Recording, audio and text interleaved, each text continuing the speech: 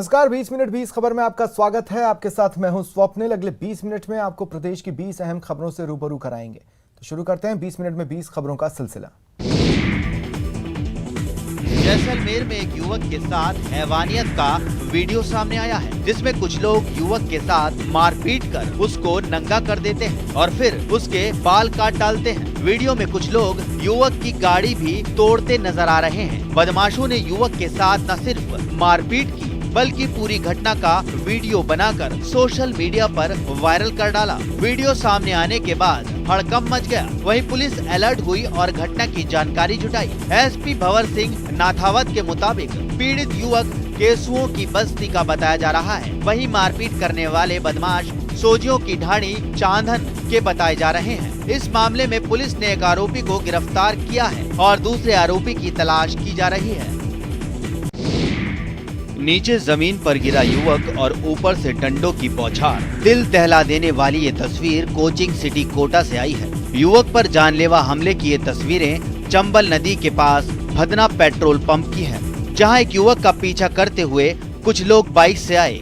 युवक ने भागकर अपनी जान बचाने की भरपूर कोशिश की, लेकिन उसकी कोशिश नाकाम हुई और हमलावरों ने उसे चारों तरफ से घेरकर लाठी डंडों की बौछार कर दी। युवक पेट्रोल पंप के सामने ही गिर गया और हमलावर बेरहमी से उस पर ताबड़तोड़ वार करते रहे और युवक को अधमरा कर दिया। पूरी घटना का फुटेज पेट्रोल पंप पर लगे सीसीटीवी कैमरे में कैद हो गया। घायल युवक मोइनुद्दीन को एमबीएस अस्पताल में भर्ती कराया गया है। पीड़ित के मुताबिक वो हमलावरों को जानता जरूर है, लेकिन हमले की वजह नहीं पता है। फिलहाल पीड़ित की रिपोर्ट और सीसीटीवी फुटेज के आधार पर पुलिस हमलावरों की तलाश में जुट गई है।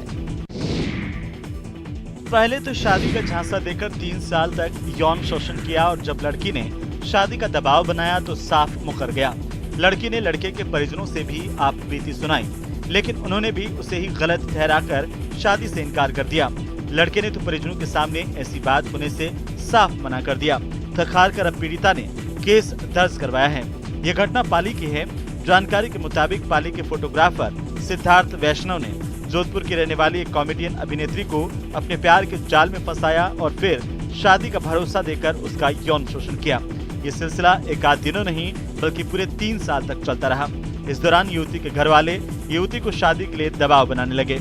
युवती ने जब सिद्धार्थ पर ज्यादा दबाव बनाया तो सिद्धार्थ अपने भाई के साथ युवती को सोनाना खेतलाजी ले गया और वहां महादेव मंदिर में युवती की मांग में सिंदूर भर दिया। लेकिन अब सिद्धार्थ ऐसे किसी भी बात से इनकार कर रहा है।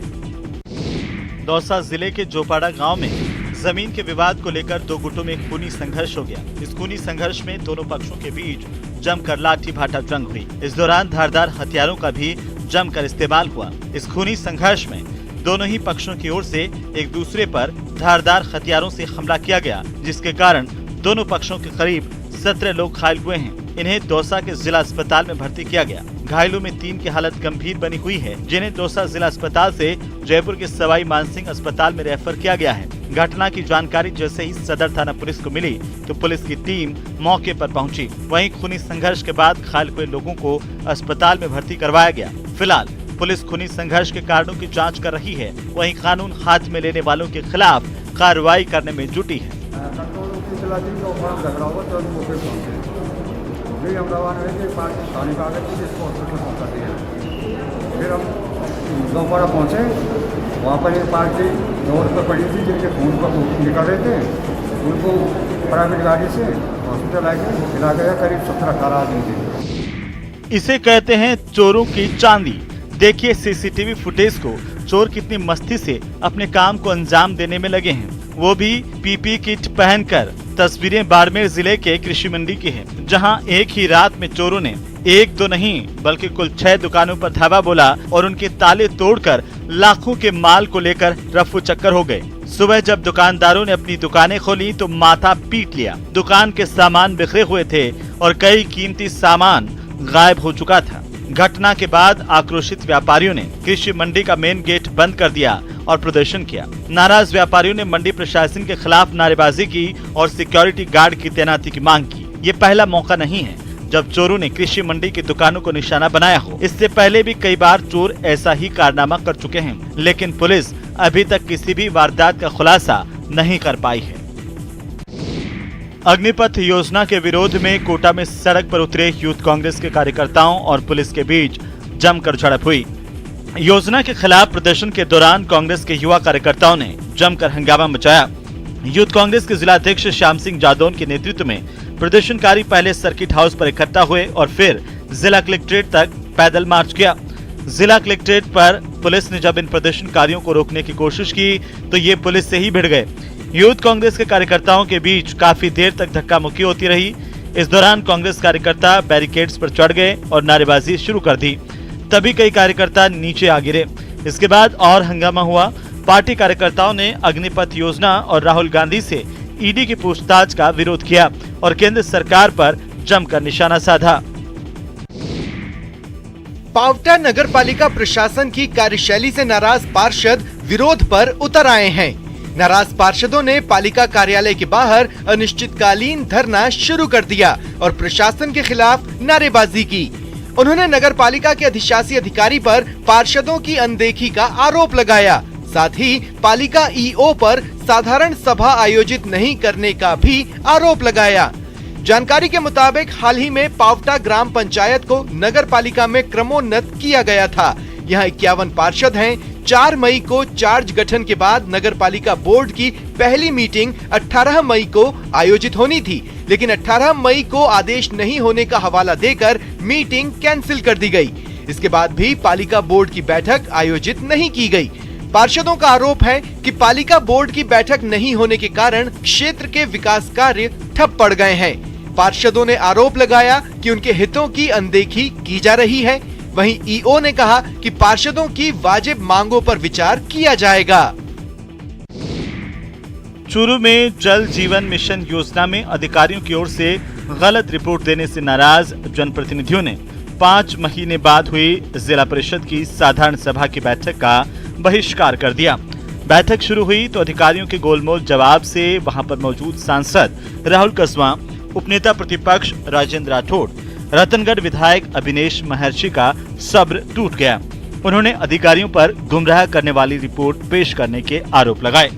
नाराज सांसद, विधायक, जिला प्रमुख वंदना आर्य ने जिला कलेक्टर सिद्धार्थ सिहाग की मौजूदगी में बैठक का बॉयकॉट किया। इसके बाद अधिकांश जिला परिषद के सदस्य भी उठकर चले गए और जिला कलेक्टर के चैम्बर में धरने पर बैठ गए। अचानक हुए इस घटनाक्रम से जिला कलेक्टर समेत कई विभागों के अधिकारी भी सन्न रह गए। बाद में सांसद कसवा, उपनेता प्रतिपक्ष राजेंद्र राठौड़, रतनगढ़ विधायक महर्षि जिला कलेक्टर चैम्बर पहुंचे और जमीन पर बैठ गए।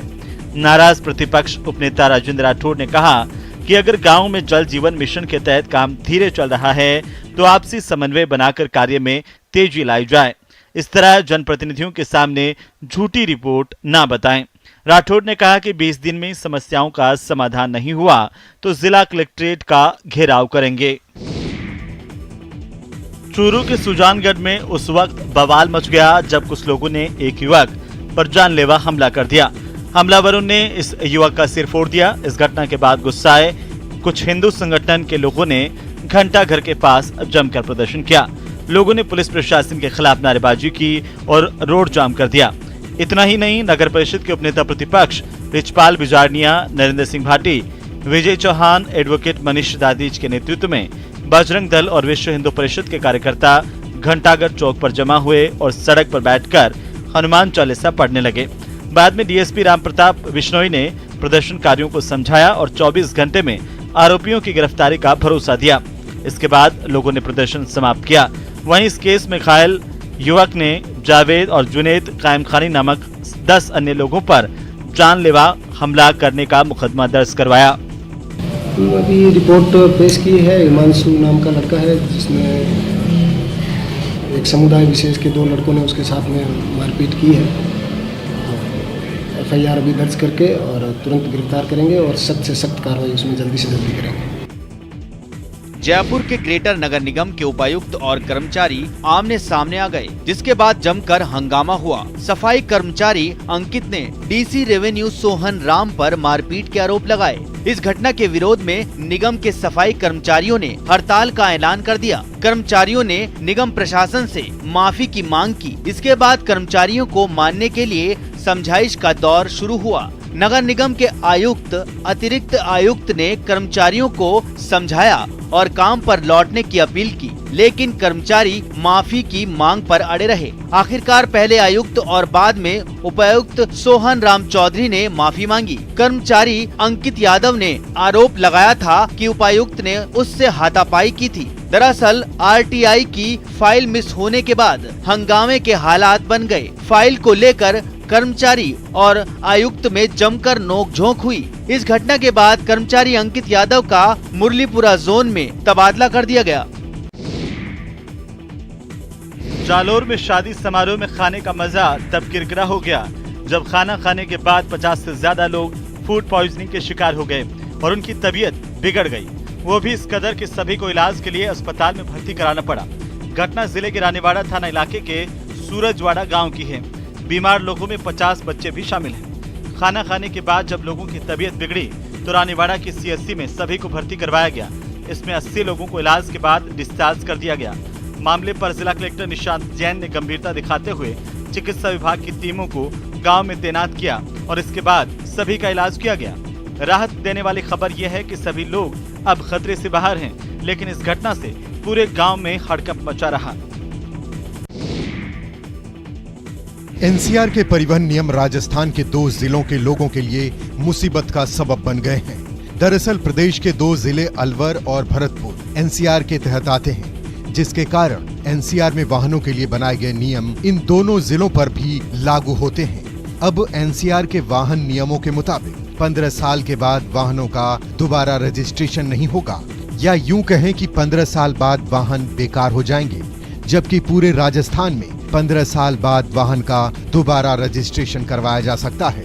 अब इन 2 जिलों के लोग परेशान हैं और समझ नहीं पा रहे हैं कि 15 साल बाद वाहनों का क्या करें। ज्यादातर लोग 15 साल बाद भी अपना वाहन चलाना चाहते हैं, लेकिन वह चाहकर भी दोबारा आरसी नहीं ले पाते, क्योंकि नियम आड़े आते हैं। अब ना चाहते हुए भी वाहन कबाड़ा बन जाते हैं। प्रदेश परिवहन विभाग इन 2 जिलों के लोगों की पीड़ा से इत्तेफाक तो रखता है, लेकिन फिलहाल कोई समाधान नहीं बता पा रहा है। मैं रिन्यू के लिए अपने आरटी ऑफिस जयपुर में गया था। वहाँ पर उन्होंने कहा आपकी गाड़ी एनसीआर नंबर में आती है और इसको हम रिन्यू नहीं करेंगे। तो मैंने कहा जब मेरा ये प्राइवेट व्हीकल है तो और मैं पर्सनली यूज करता हूँ, ना कि कॉमर्शियल व्हीकल है, तो इसको रिन्यू करने में क्या दिक्कत है। ये तो अभी झांकी है, असली दुर्गति बाकी है। स्वर्ण नगरी की ये दुर्दशा जिम्मेदारों की लापरवाही का नतीजा है।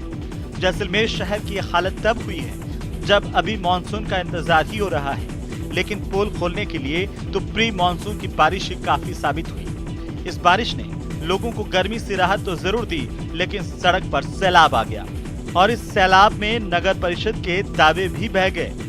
सड़क पर पानी निकासी वाले सभी नाले जो कचरे से भरे थे ओवरफ्लो होकर सड़क पर बहने लगे, जिसके कारण नाले का सारा कचरा सड़क पर आ गया और राहगीरों के लिए चलना तक मुश्किल हो गया।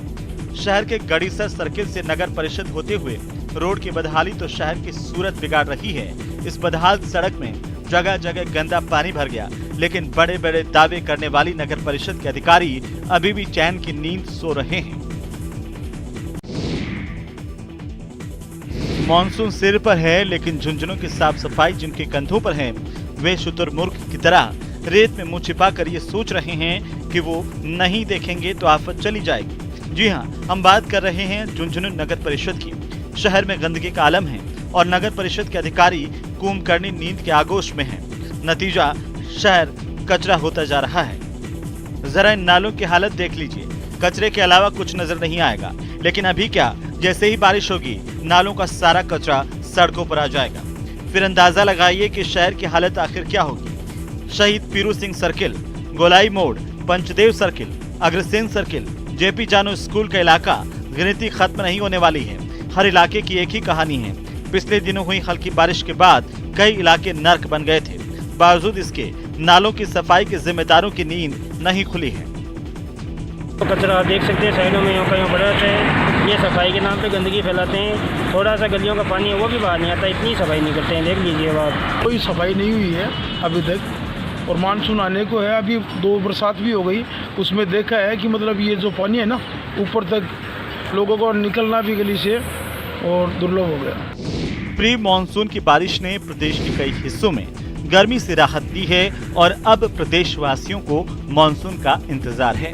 डूंगरपुर के लोग भी बड़ी बेसब्री से मानसून की बौछारों का इंतजार कर रहे हैं, क्योंकि अगर होगी बढ़िया बारिश तभी बुझेगी शहर की प्यास, क्योंकि जिले के बांध और तालाब पूरी तरह सूख चुके हैं। सच्चाई तो ये है कि जुलाई तक अच्छी बारिश नहीं हुई तो बड़ी परेशानी खड़ी हो सकती है। जल संसाधन विभाग के आंकड़ों के मुताबिक जिले में सिंचाई विभाग के 21 बांध और तालाब हैं, जिनमें पानी ना के बराबर ही बचा है। 13 बांध और तालाब तो ऐसे हैं जो पूरी तरह सूख चुके हैं। वहीं 7 बांध और तालाब ऐसे हैं जिनमें 20% से भी कम पानी रह गया है, वो भी ऐसा कि जिसका उपयोग ना तो सिंचाई के लिए हो सकता है और ना ही पीने के पानी के लिए। बांधों और तालाबों में पानी नहीं होने से लोगों के साथ साथ विभाग के अधिकारी भी खासे चिंतित है। धौलपुर में चंबल सफारी का सफर अब और सुहाना होगा। जी हां, नगर परिषद ने धौलपुर आने वाले सैलानियों के प्रवास को और खुशनुमा कर दिया है। नगर परिषद ने चंबल सफारी बोट और पशु एम्बुलेंस, रोड स्वीपर मशीन और स्काई लिफ्टर मशीन की सुविधाओं का आगाज किया। जिले के कार्यवाहक कलेक्टर सुदर्शन सिंह तोमर, नगर परिषद के सभापति खुशबू सिंह और नगर परिषद आयुक्त लजपाल सिंह ने इन सुविधाओं का शुभारंभ किया। वैदिक मंत्रोच्चार के बीच चंबल सफारी के लिए नाव को चंबल में उतारा गया और सभी ने नाव में बैठकर सफारी का आनंद लिया। इस दौरान सभापति खुशबू सिंह ने कहा कि धौलपुर चंबल सफारी का आनंद ही कुछ अलग है। पर्यटन स्थलों में चंबल सफारी सबसे अलग पहचान रखती है। उन्होंने कहा कि धौलपुर जिले में पर्यटक स्थलों की भरमार है, जिसमें सबसे खास चंबल सफारी भी है। नगर परिषद की ये कोशिश है कि धौलपुर जिले को पर्यटन के मानचित्र पर हर तरह से उभारा जाए। नगर परिषद आयुक्त लजपाल सिंह ने कहा कि नगर परिषद आगे भी कुछ ऐसे काम करेगा जिससे सैलानी अधिक से अधिक आकर्षित होंगे। साफा राजस्थान की आन बान और शान का प्रतीक है। प्रदेश की संस्कृति और परंपरा की बड़ी पहचान ये साफा अलग अलग हिस्सों में अलग अलग तरीकों से धारण किया जाता है। युवा पीढ़ी को इस परंपरा से जोड़ने और सहेजने के उद्देश्य से जोधपुर के भूतनाथ मंदिर इलाके में पार्क में साफा बांधने का 5 दिवसीय प्रशिक्षण शुरू हुआ। ये ट्रेनिंग पूरी तरह से फ्री है। प्रशिक्षण शिविर का शुभारंभ विधायक सूर्यकांता व्यास और निर्मल गहलोत की मौजूदगी में हुआ। प्रशिक्षण शिविर के निदेशक और मुख्य प्रशिक्षक मनोज बोहरा के मुताबिक इस 5 दिवसीय शिविर में बालक, युवा और वरिष्ठ नागरिकों को साफा बांधना सिखाया जा रहा है। ये कैंप 26 जून तक चलेगा। इस मौके पर सूरसागर विधायक सूर्यकांता व्यास ने कहा कि साफा सिरोपाव हमारी संस्कृति और परंपरा का परिचायक है। उन्होंने ऐसे प्रशिक्षण के आयोजनों को महत्वपूर्ण बताया और कहा कि सभी आयु के लोगों को साफा बांधना सीखना चाहिए।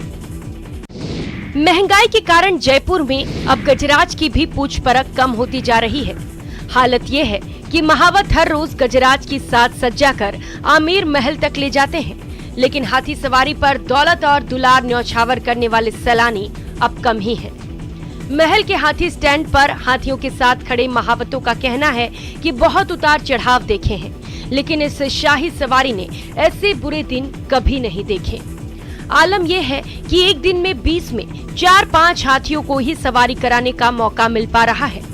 महावतों ने हाथियों की देखभाल के लिए अपने जेवर घर तक गिरवी रख दिए हैं। उनका रोजगार ठप हो चुका है। महावत बताते हैं कि कोरोना से पहले पर्यटक यहाँ हाथी सवारी के लिए लाइन लगाकर अपनी बारी का इंतजार करते थे। समय का फेर देखिए, अब हाथी सैलानियों का इंतजार करते हैं। अभी टूरिज्म तो ना के बराबर है और महंगाई तो सर चढ़ के बोल रही है। अभी स्थिति ये है, पहले 2500 रुपये खर्चा आता था, अभी 3500 रुपये खर्चा आ रहा है। हमारे यहाँ के जो हाथी पालक हैं उनकी दशा दिन पर दिन खराब होती जा रही है। बढ़ती महंगाई और शादी के बढ़ रहे खर्चों के बीच जोधपुर के प्रजापति कुम्हार समाज ने शानदार पहल करते हुए सामूहिक विवाह का आयोजन किया, जिसमें 51 जोड़ों ने एक दूसरे के साथ जीवन बिताने का वचन लिया और अग्नि को साक्षी मानकर 7 फेरे लिए। इस मुहिम में सिर्फ राजस्थान के ही नहीं बल्कि देश के अन्य हिस्सों से भी प्रजापति समाज के लोगों ने भागीदारी निभाई और परिणय उत्सव में भाग लिया। समाज की ओर से नव दंपतियों को गृहस्थ आश्रम में प्रवेश करने पर मूलभूत जरूरतों के अनुरूप सामान भी दिए गए। गाजे बाजे के साथ निकली 51 दूल्हों की बारात रावण का चबूतरा पहुंची, जहां पर पूरे रीति रिवाज के साथ पाणी ग्रहण संस्कार संपन्न हुआ। इस आयोजन में चेन्नई, झारखंड, बिहार और गुजरात के लोग भी शामिल हुए और नव दंपतियों के उज्जवल भविष्य की कामना की। इस आयोजन पर आम लोगों के साथ साथ नव वधुओं ने भी खुशी जाहिर की। जिसने भी देखा, जिसने भी सुना, उसे अपनी आंखों कानों पर विश्वास नहीं हुआ, लेकिन जो हुआ वो सच है। इसे आप ईश्वर की लीला कह सकते हैं। जिस कोबरा का डसा इंसान पानी तक नहीं मांग पाता, वो कोबरा 4 साल के एक बच्चे को डसने के बाद खुद काल के गाल में चला गया। ये अविश्वसनीय घटना बिहार के गोपालगंज जिले की है। कुचायकोट थाना इलाके के खुजरी टोला में अनुज नाम का 4 साल का लड़का खेल रहा था। इसी दौरान खेत की तरफ से एक कोबरा तेजी से आया और खेल रहे बच्चे के पैर में डस लिया। सांप के डसने के बाद वहां मौजूद दूसरे बच्चे भाग गए। वहीं मौजूद लोगों की नजर कोबरा पर पड़ी तो लोग लाठी डंडा लेकर बच्चे को बचाने और सांप को मारने के लिए दौड़े। लेकिन ये क्या, सभी की आंखें फटी की फटी रह गईं। जो लोगों ने देखा उस पर यकीन करना मुश्किल था, क्योंकि कोबरा ने खुद ही तड़प तड़प कर दम तोड़ दिया। इधर घर वाले बच्चे को लेकर सदर अस्पताल के इमरजेंसी वार्ड में पहुंचे, जहां डॉक्टरों ने इलाज शुरू किया। साथ ही कोबरा को भी लेकर सदर अस्पताल गए ताकि सांप की पहचान हो सके और बच्चे का इलाज हो सके। फिलहाल बच्चा पूरी तरह से स्वस्थ है और उसका काल बनकर आया कोबरा खुद ही काल के गाल में चला गया। फिलहाल इतना ही। नमस्कार।